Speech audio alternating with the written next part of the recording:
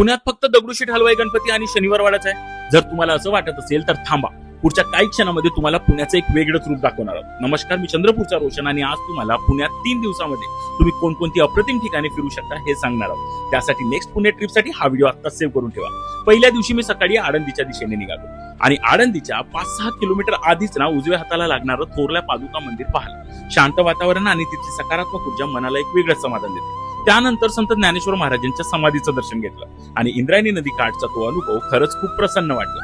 मग तिथून मी देहूकडे गेलो. संत तुकाराम महाराजांचं गाव अजूनही तिथे गेल्यानंतर अभंगाचा आणि भक्तीचा स्पर्श जाणवतो. दुसऱ्या दिवशी सुरुवात केली बाणेर मधील बाणेश्वर गुहेपासून. पांडवकालीन मानली जाणारी ही शिवगुहा आजही अनेक रहस्यांनी भरलेली आहे. त्यानंतर दगडूशेठ हलवाई गणपतीचं दर्शन घेतलं. मग सोमवार पेठेतील नागेश्वर मंदिर पाहिलं, जे यादवकालीन स्थापत्य शैलीचं सुंदर उदाहरण मानलं जातं आणि अगदी शेजारीच असलेलं त्रिशुंड गणपती, 3 सोंड असलेलं अत्यंत दुर्मिळ गणेश मूर्ती आणि पेशवेकालीन वास्तुकलेचा अप्रतिम नमुना. यानंतर शनिवारवाडा, पेशव्याच्या इतिहासाची आठवण करून देणारा भव्य किल्ला, तुळशीबागेतील राम मंदिराचं सुंदर लाकडी कोरीव काम आणि मग पाताळेश्वर गुहा. एकाच दगडातून बनलेली हे प्राचीन शिव मंदिर ना पाहताना एक वेगळाच अनुभव येतो. अगदी बाजूला जंगली महाराजाचं मंदिर देखील पाहू शकता. आणि पुढच्या भागामध्ये मी तुम्हाला सांगणार आहोत सासवड, भुलेश्वर मंदिर, माळशिरस मधलं आणि जेजुरी मध्ये तुम्ही नेमकं काय पाहू शकता.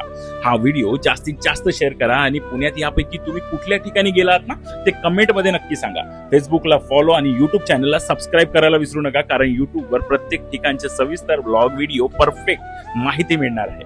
कारण पुणे फक्त फिरायचं शहर नाही तर पुणे अनुभवायचं शहर आहे.